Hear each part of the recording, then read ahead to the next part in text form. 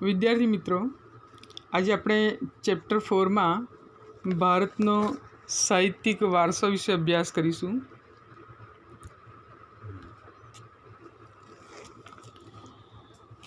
પ્રાચીન કાળથી ભારતીય સાહિત્ય તેની વિવિધતા અને વિશિષ્ટતા માટે પ્રખ્યાત છે. પ્રાચીન ભારતીય સાહિત્યના બે ભાગ પાડ્યા છે, એક વૈદિક સાહિત્ય અને બીજું પ્રશિષ્ટ સાહિત્ય. પ્રાચીન ભારતની લિપિ એ હડપ્પા સમયની છે. આજે પણ આ લિપિ ઉકેલી શકાઈ નથી, તેથી તે સમયના લોકોની ભાષા કઈ હશે તે માહિતી હજુ પ્રાપ્ત થઈ શકી નથી. મહર્ષિ પાણિની એ સંસ્કૃત ભાષાના મહાન વ્યાકરણશાસ્ત્રી હતા. તેમણે અષ્ટાધ્યાયી ગ્રંથની રચના ઈસવીસન પૂર્વે 4મી સદીમાં કરી. સંસ્કૃત ભાષાને આર્ય ભાષા કે ઋષિઓની ભાષા કે વિદ્વાનોની ભાષા કહે છે. સંસ્કૃત ભાષા એ મુખ્યત્વે ધર્મ, તત્વજ્ઞાન, જ્ઞાન અને વિજ્ઞાનની ભાષા હતી. પ્રાચીન ભારતીય સાહિત્ય. વેદો. વેદનો અર્થ જ્ઞાન થાય છે. વેદો 4 છે: ઋગ્વેદ, સામવેદ, યજુર્વેદ અને અથર્વવેદ. ભારતીય સાહિત્યનું પ્રાચીનતમ પુસ્તક ઋગ્વેદ છે. એમાં કુલ 1028 ઋચાઓનો સંગ્રહ છે. ઋગ્વેદ એ 10 ભાગમાં વહેંચાયેલો ગ્રંથ છે. ઋગ્વેદ પછી બીજા 3 વેદોની રચના કરવામાં આવી, જેમાં સામવેદ ઋગ્વેદની ઋચાઓનું ગાન કરવા માટે રચવામાં આવ્યું. આ શ્લોકો રાગ અને લય સાથે ગવાય છે, માટે તેને સંગીતની ગંગોત્રી કહે છે. યજુર્વેદ એ યજ્ઞનો વેદ કહેવાય છે. આ વેદ ગદ્ય અને પદ્ય સ્વરૂપે રચાયેલ છે. યજ્ઞ વખતે બોલવામાં આવતા મંત્રો, ક્રિયાઓ અને વિધિઓનું વર્ણન તેમાં કરવામાં આવ્યું છે. અથર્વવેદ અનેક પ્રકારના કર્મકાંડો અને સંસ્કારોનું વર્ણન કરવામાં આવ્યું છે. ઉપનિષદ.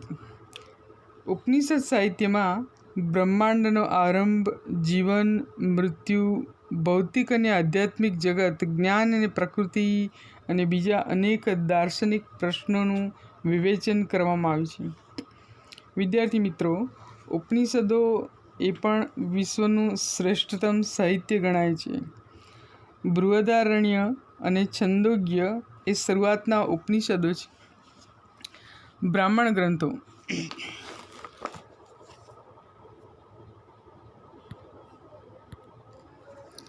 વેદોના મંત્રોનો અર્થ સમજવા તેના પર પદ સ્વરૂપમાં રચાયેલ ટીકાઓનો બ્રાહ્મણ ગ્રંથોમાં સમાવેશ થાય છે. આરણ્યકો. અરણ્ય એટલે વન. આર્યો તેમના જીવનનો અંતિમ સમય અરણ્યમાં જઈને ગાળતા. વન અથવા અરણ્યમાં આશ્રમ બાંધી અને સતત ચિંતન કરીને રચાયેલા તત્વજ્ઞાનથી ભરપૂર એવા સાહિત્યને આરણ્યકો કહે છે. વેદાંગ. આ સાહિત્યમાં કર્મકાંડો ઉપરાંત જ્યોતિષ, વ્યાકરણ અને ખગોળશાસ્ત્રનો સમાવેશ થાય છે. ભારતના મુખ્ય 2 મહાકાવ્યો, એક રામાયણ, બીજું મહાભારત. આ બંને પ્રાચીન ગ્રંથો છે. આ મહાકાવ્યોનું વર્તમાન સ્વરૂપ તો ઈસવીસનની 2જી સદીમાં મળ્યું. રામાયણમાં અયોધ્યાના રાજવી રામચંદ્રની કથા છે. રાજા રામ એ ઉત્તમ પુરુષ તરીકેનું ઉદાહરણ પૂરું પાડે છે. ઉત્તમ રાજા તરીકેનું ઉદાહરણ પૂરું પાડે છે. લક્ષ્મણ ઉત્તમ ભાઈનું ઉદાહરણ પૂરું પાડે છે અને સીતા એ ઉત્તમ પત્નીનું ઉદાહરણ પૂરું પાડે છે. મહાભારતમાં લગભગ 1 લાખ શ્લોકો છે. તે વિશ્વનો સૌથી મોટો કાવ્યગ્રંથ છે. પાંડવો અને કૌરવો વચ્ચે થયેલા યુદ્ધ એ તેનો મુખ્ય વિષય છે. આ મહાભારતમાં જ્યારે અર્જુન સામે ઊભેલા મામા, કાકા, પોતાના ગુરુજી વગેરેને ઊભેલા જોઈ અને હથિયાર નીચે મૂકી દે છે કે આ બધાને હણીને જો મારે આ રાજ્ય મેળવવાનું હોય તો એ મારે જોઈતું નથી. ત્યારે શ્રી કૃષ્ણ ભગવાન જે ઉપદેશ આપે છે અર્જુનને કે આ બધા જ્યારે અધર્મના પક્ષે ઊભા છે એટલે તું તો માત્ર એનું નિમિત્ત બનીશ. અને એ વખતે જે ઉપદેશ આપે છે એ આખો ઉપદેશ એ શ્રીમદ ભાગવત ગીતામાં સમાયેલો છે. આ ભાગવત ગીતા એ આ હિન્દુ ધર્મનું ધર્મ પુસ્તક છે, જેમાં ગહન દાર્શનિક સિદ્ધાંતોનું વિવેચન કરવામાં આવ્યું છે. તેમાં મોક્ષ પ્રાપ્તિના 3 માર્ગો છે: જ્ઞાન, કર્મ અને ભક્તિ માર્ગનું વિવેચન છે કે સુખ અને દુઃખમાં માણસે મન સ્થિર રાખવું. પુરાણોએ આરંભિક વૈદિક ધર્મને સમજાવવામાં મુખ્ય ભૂમિકા ભજવી. આ સમયગાળા દરમિયાન અનેક શાસ્ત્રો અને સ્મૃતિ ગ્રંથો પણ લખાયા. આ શાસ્ત્રો વિજ્ઞાન અને તત્વજ્ઞાનના ગ્રંથો છે. દાખલા તરીકે કૌટિલ્યનું અર્થશાસ્ત્ર એ વહીવટી વિજ્ઞાનની કૃતિ છે. પ્રારંભિક બૌદ્ધ સાહિત્ય એ પાલી ભાષામાં લખાયું. આ સાહિત્ય એ 3 ભાગમાં વહેંચાયેલું છે અને માટે તેને ત્રિપિટક તરીકે ઓળખવામાં આવે છે: સુત્ત પિટક, વિનય પિટક અને અભિધમ પિટક. ગુપ્ત યુગને સંસ્કૃત કાવ્ય અને નાટકના વિકાસનો સુવર્ણયુગ કહેવાયો. આ સમયના મહાન લેખકોમાં કાલિદાસ, ભવભૂતિ, ભારવી, ભર્તૃહરિ, બાણભટ્ટ, માઘ વગેરેનો સમાવેશ થાય છે. આ તમામ ભારતભરમાં વિખ્યાત છે, જેમાં કાલિદાસ તો વિશ્વ પ્રસિદ્ધ કવિ છે. પોતાની ઉત્તમ કાવ્યકલા અને ઉત્કૃષ્ટ નાટ્યશૈલી કુમાર સંભવ, રઘુવંશ, મેઘદૂત, ઋતુસંહાર, અભિજ્ઞાન શાકુંતલમ વગેરે કાલિદાસના ગ્રંથો છે. બાણભટ્ટ લિખિત હર્ષચરિત, જેમાં સમ્રાટ હર્ષવર્ધનનું જીવનચરિત્ર છે. બાણે કાદંબરીની પણ રચના કરી. આ સમયના અન્ય ગ્રંથોમાં ભવભૂતિનું ઉત્તરરામચરિત, ભારવીનું કિરાતાર્જુનીયમ, વિશાખદત્તનું મુદ્રા રાક્ષસ, શૂદ્રકનું મૃચ્છકટિકમ અને દંડીનું દશકુમાર ચરિતનો સમાવેશ થાય છે. વિદ્યાર્થી મિત્રો, આ ઓબ્જેક્ટિવમાં યાદ રાખવા જેવું છે કઈ કૃતિ કોની છે તે. જૂની ગુજરાતી ભાષામાં પદ્ય સાહિત્ય રચાતું હતું, જેમાં નરસિંહ મહેતા, મીરાબાઈ, દયારામ, અખો, પ્રેમાનંદ, પ્રીતમ, ગંગાસતી જેવા સાહિત્યકારોએ પદો, ગીતો, ગરબી, છપ્પા, આખ્યાન કાવ્યો વગેરે રચીને ગુજરાતી સાહિત્યના વારસાને સમૃદ્ધ બનાવ્યો. એ પછી નર્મદ, નવલરામ, મહિપતરામ, રૂપરામ, નીલકંઠ, ગોવર્ધનરામ ત્રિપાઠી, કિશોરલાલ મસરૂવાળા, પન્નાલાલ પટેલ, ઉમાશંકર જોશી વગેરે ગુજરાતી સાહિત્યને ખૂબ સમૃદ્ધ બનાવ્યું હતું. વિદ્યાર્થી મિત્રો, આ 2 માર્ક્સમાં પૂછાય છે કે ગુજરાતી સાહિત્યને સમૃદ્ધ કરવામાં કોનો ફાળો મહત્વનો છે. તમિલ અને તેલુગુ, કન્નડ અને મલયાલમ નામની 4 દ્રવિડ ભાષાઓના સાહિત્યનો આ સમયમાં વિકાસ થયો. વિદ્યાર્થી મિત્રો, જ્યારે આર્યો ભારતમાં આવ્યા ત્યારે દ્રવિડો ભારતની દક્ષિણ તરફ ખસ્યા. પરિણામે દક્ષિણ ભારતની જે પ્રાદેશિક ભાષા છે તમિલ, તેલુગુ, કન્નડ, મલયાલમ એ દ્રવિડ કુળની ભાષાને મળતી આવે છે. જેમાં સૌથી જૂની ભાષા એ તમિલ છે. તેનું સાહિત્ય ઈસવીસનના પ્રારંભ જેટલું જૂનું છે. ભારતની પ્રચલિત પરંપરા અનુસાર 3 સંગમોનું આયોજન થયું.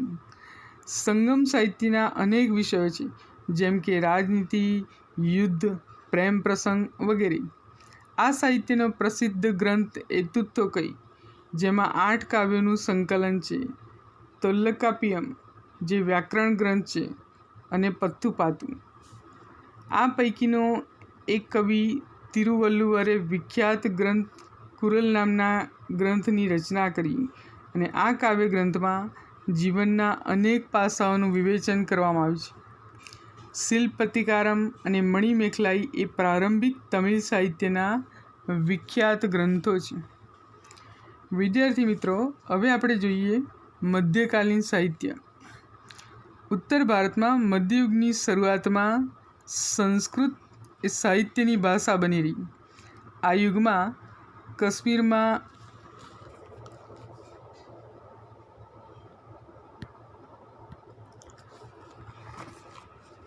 આ યુગમાં કાશ્મીરમાં બે મહાન ગ્રંથો લખાયા, જેમાં પહેલો એ સોમદેવનો કથાસરિત સાગર, બીજો એ કલ્હણનો રાજતરંગિણી.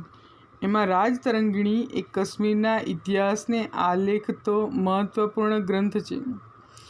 તે ભારતનો સૌપ્રથમ ઐતિહાસિક ગ્રંથ છે. આ સમયની બીજી મહત્વની રચના એ જયદેવનું ગીત ગોવિંદ, જેની ગણના સંસ્કૃતના સુંદર કાવ્યગ્રંથોમાં થાય છે. કવિ ચંદ્રવરરાય રચિત પૃથ્વીરાજ રાસો એ હિન્દી સાહિત્યનો પ્રારંભિક ગ્રંથ છે, જેમાં પૃથ્વીરાજ ચૌહાણના વીરતાપૂર્ણ કાર્યોનું વર્ણન કરતા આ ગ્રંથની રચનાથી હિન્દી સાહિત્ય જગતમાં વીરગાથા યુગનો પ્રારંભ થયો. આ સમયે દક્ષિણ ભારતમાં સંસ્કૃત સાહિત્યની મોટા પ્રમાણમાં રચના થઈ, જેમાં શંકરાચાર્યનું ભાષ્ય એ મુખ્ય છે. થોડા સમય સુધી કન્નડ સાહિત્ય પર જૈન ધર્મની ગાઢ અસર પડતા કવિ પંપાએ આદિપુરાણની રચના કરી. 16મા જૈન તીર્થંકરનું જીવન આલેખતું શાંતિપુરાણ કવિ પોન્નાએ તૈયાર કર્યું. આ ઉપરાંત રન્નાએ અજિતનાથ પુરાણ નામની કૃતિઓ રચી. એ યુગના કવિઓ પંપા, પોન્ના અને રન્નાને પ્રારંભિક કન્નડ સાહિત્યની ત્રિપુટી તરીકે ઓળખવામાં આવે છે. કવિ કંબલે તમિલ ભાષામાં રામાયણની રચના કરી. હિન્દી ભાષાના બે સ્વરૂપો, વ્રજ અને ખડી બોલી, હિન્દી અને ગુજરાતી ભાષા સાથે મળતી આવતી રાજસ્થાની ભાષામાં વીરગાથાઓ લખાઈ. આહલા, ઉદલ અને બિસલદેવ રાસો એ આ સમયની વિખ્યાત વીરગાથાઓ છે. મુલ્લા દાઉદનો ગ્રંથ ચંદ્રાયન એ અવધી ભાષાનો સૌથી જૂનો ગ્રંથ મનાય છે. ફારસી ભાષા એ દિલ્હીના સુલતાનોની રાજભાષા હતી. આ યુગમાં અનેક ઇતિહાસકારો થયા.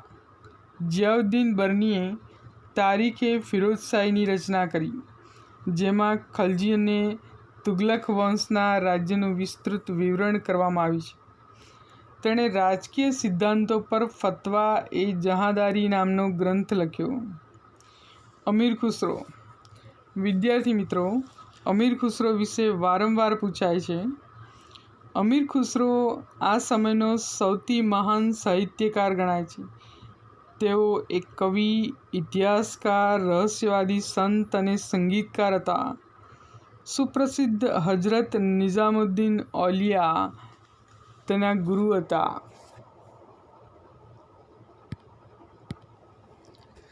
તેની મહત્વની કૃતિઓમાં આશિકા, નૂર, સિપિયર અને કિરાતુલ સદાયનનો સમાવેશ થાય છે. આ ઉપરાંત તેણે અનેક કાવ્ય ગ્રંથોની પણ રચના કરી. તેને પોતાને ભારતીય હોવા પર ગર્વ હતો, તેથી તે ભારતને પૃથ્વી પરનું સ્વર્ગ ગણાવતો હતો. તેણે પોતાના પુસ્તકોમાં ભારતનું વાતાવરણ, તેની સુંદરતા, તેની ઇમારતો અને એના જ્ઞાન વિજ્ઞાનના ખૂબ વખાણ કર્યા છે. તે દ્રઢપણે માનતા હતા કે હિન્દુ ધર્મનું સાર તત્વ અનેક રીતે ઇસ્લામ સાથે મળતું આવે છે. તે દિલ્હીની આજુબાજુ બોલવામાં આવતી ભાષાને હિન્દવી કહેતા અને તેને પોતાની માતૃભાષા ગણાવે છે. આ ભાષામાં તેમણે અનેક કવિતાઓ રચી. તેમણે હિન્દી અને ફારસીને ભેગી કરી દ્વિભાષી ચોપાઈઓ અને દુહાઓ પણ રચ્યા. ભોજપુરી અને અવધી એ હિન્દી ભાષાની મુખ્ય બોલીઓ હતી. કબીરની રચનાઓ મુખ્યત્વે સંદુકડી લોકબોલીમાં છે. મલિક મુહમ્મદ જાયસીએ અવધીમાં પદ્માવત નામનું મહાકાવ્ય લખ્યું. તુલસીદાસનો પ્રસિદ્ધ ગ્રંથ રામચરિતમાનસ આ સમયે અવધી ભાષામાં લખાયો. આ યુગમાં અવધી ભાષાના બીજા કવિઓ પણ થયા. કૃતિવાસે બંગાળીમાં રામાયણ અને પ્રસિદ્ધ કવિ ચંડીદાસે સેંકડો ગીતો રચ્યા. બંગાળમાં સંત ચૈતન્યથી ભક્તિગીતો લખવાની પરંપરા શરૂ થઈ. નરસિંહ મહેતાએ ગુજરાતીમાં અને નામદેવ તથા એકનાથે મરાઠીમાં ભક્તિ ગીતોની રચના કરી. જૈનુલ અબિદીનના આશ્રયે કાશ્મીરમાં મહાભારત અને રાજતરંગીણી જેવા અનેક સંસ્કૃત ગ્રંથોનો ફારસી ભાષામાં અનુવાદ થયો. વિજયનગરનો મહાન સમ્રાટ કૃષ્ણદેવરાય એ તેલુગુ અને સંસ્કૃતના લેખક હતા. તેમણે આમુક્ત માલ્યદા નામના ગ્રંથની રચના કરી. વિદ્યાર્થી મિત્રો, પહેલો મુઘલ સમ્રાટ બાબર, જેમણે તુર્કી ભાષામાં તુઝુકે બાબરી નામની આત્મકથા લખી, જેનું ફારસીમાં બાબરનામા નામથી ભાષાંતર કરવામાં આવ્યું. હુમાયુની બહેન ગુલબદન બેગમે હુમાયુનામા લખ્યું. બાબરનો પુત્ર હુમાયુની બહેન ગુલબદન બેગમે પોતાના ભાઈની આત્મકથા લખી, જે હુમાયુનામા તરીકે પ્રસિદ્ધ થઈ. જહાંગીરે તુઝુકે જહાંગીરી નામની પોતાની આત્મકથા લખી. ઔરંગઝેબ પણ એક પ્રસિદ્ધ લેખક હતો. અને છેલ્લો મુઘલ સમ્રાટ બહાદુર શાહ જફર પણ એક ઉર્દુ કવિ હતો. વિદ્યાર્થી મિત્રો, પહેલો મુઘલ સમ્રાટ પૂછાય તો બાબર, છેલ્લો મુઘલ સમ્રાટ પૂછાય તો બહાદુર શાહ જફર. તુલસીદાસ અને સુરદાસ આ યુગમાં હિન્દી ભાષાના મહાન સાહિત્યકારો થઈ ગયા. કવિ કેશવદાસે પ્રેમ અને વિરહના વિષય પર સાહિત્ય રચ્યું. અબુલ ફઝલે આયને અકબરી અને અકબરનામા લખ્યું. આયને અકબરીમાં ભારતીય રીત રિવાજો, શિષ્ટાચારો, ધર્મ દર્શન, આર્થિક સ્થિતિ અને જીવનના લગભગ તમામ પાસાઓનું વર્ણન કરવામાં આવ્યું છે. અબુલ ફઝલનો ભાઈ ફૈઝી એ ફારસી ભાષાનો મહાન કવિ હતો. તેણે અનેક સંસ્કૃત ગ્રંથોના ફારસીમાં અનુવાદ કર્યો. અકબરે તો મહાભારત, રામાયણ, અથર્વવેદ, ભગવદ્ ગીતા અને પંચતંત્ર જેવા કેટલાય ગ્રંથોનો અનુવાદ કરવા માટે એક અલગ ખાતાની સ્થાપના કરી હતી. મધ્યયુગની સૌથી મહત્ત્વની ઘટના એ ઉર્દુ ભાષાના જન્મની છે. આ ભાષામાં વલી, મીરદર્દ, મીરત કી મીર, નઝીર અકબરાબાદી, અસદુલ્લા ખાન અને ગાલિબ જેવા મહાન કવિઓ થયા.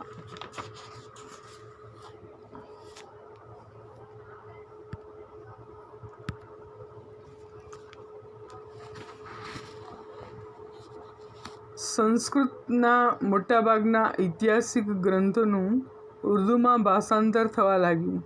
તદુપરાંત ઉર્દુમાં અનેક મૌલિક ગદ્ય ગ્રંથો પણ તૈયાર થયા, જેમાં દરબારે અકબરી, જેના રચયિતા મોહમ્મદ હુસૈન આઝાદ. ભારતના પ્રાચીન વિદ્યાપીઠો જોઈએ. પહેલું છે નાલંદા. બિહારના પટણા જિલ્લાના બડગાંવ નામના ગામ પાસે પ્રાચીન નાલંદા વિદ્યાપીઠ આવેલી છે. ભારતીય સંસ્કૃતિમાં બૌદ્ધ અને જૈન પરંપરામાં નાલંદાનું મહત્ત્વ ઘણું છે. આ પ્રાચીન વિદ્યાપીઠમાં મહાવીર સ્વામીએ 14 ચાતુર્માસ કર્યા હોવાથી આ સ્થળ જૈન તીર્થ પણ બન્યું હતું. નાલંદા વિશ્વવિદ્યાલય હતું. ભારતીય સંસ્કૃતિનું આ એક તીર્થધામ હતું. મહાન મુસાફર યુએન ત્સાંગ પણ અહીં આવેલ. નાલંદામાંથી ભણીને બહાર નીકળેલ વિદ્યાર્થી એ ભારતનો આદર્શ વિદ્યાર્થી ગણાતો. ઈસુની 5મી થી 11મી સદી દરમિયાન નાલંદા શિક્ષણના સર્વોત્તમ સ્થાને હતું. યુએન ત્સાંગ 657 જેટલી હસ્તલિખિત હાથે લખેલ ગ્રંથો એ પોતાની સાથે ચીન લઈ ગયો હતો. વિદ્યાપીઠના નિર્વાહ માટે અનેક ગામો દાનમાં મળ્યા હતા. ગામોની આવકમાંથી વિદ્યાર્થીઓને ભોજન અને વસ્ત્રો વિનામૂલ્યે પૂરા પાડવામાં આવતા હતા. અહીંનો ગ્રંથાલયવાળો વિસ્તાર એ ધર્મગંજ તરીકે ઓળખાતો. ઈસવીસનની 5મી થી 11મી સદી સુધી નાલંદાની ખ્યાતિ અને સુપ્રસિદ્ધિ એ વિદ્યા કેન્દ્ર તરીકે રહી હતી. બીજું જોઈએ તક્ષશિલા. વર્તમાન સમયમાં પાકિસ્તાનમાં આવેલ રાવલપિંડીથી પશ્ચિમે પ્રાચીન તક્ષશિલા વિદ્યાપીઠ હતી. તે પ્રાચીન ગાંધાર પ્રદેશની રાજધાનીનું શહેર હતું. આ વિદ્યાપીઠમાં 64 વિદ્યાઓનું શિક્ષણ અપાતું હતું. ભગવાન બુદ્ધના શિષ્ય જીવકે અહીં આયુર્વેદના પાઠો શીખ્યા.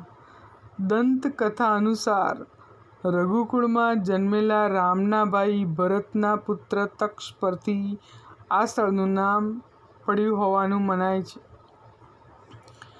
કૌશલના રાજા પ્રસેનજીત, વ્યાકરણશાસ્ત્રી પાણિની અને રાજનીતિજ્ઞ કૌટિલ્યે પણ અહીંયા શિક્ષણ લીધું હોવાનું મનાય છે.